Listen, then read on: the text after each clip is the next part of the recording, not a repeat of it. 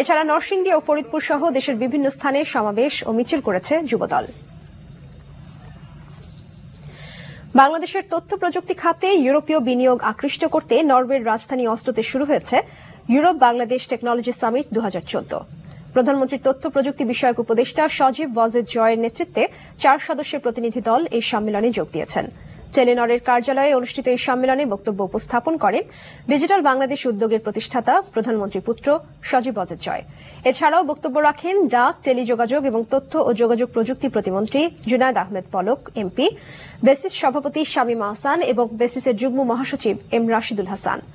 সজীব ওয়াজেদ তার বক্তব্যে জাতীয় তথ্য প্রযুক্তি নীতিমালা 2009 বাস্তবায়ন এবং সংশ্লিষ্ট সকলের সম্মিলিত প্রচেষ্টায় 2021 সালের মধ্যে ডিজিটাল বাংলাদেশের লক্ষ্যমাত্রা অর্জন সম্ভব বলে উল্লেখ করেন। এখন উল্লাস ও দম্ভ করার সময় নয় এমন মন্তব্য করে দলকে শক্তিশালী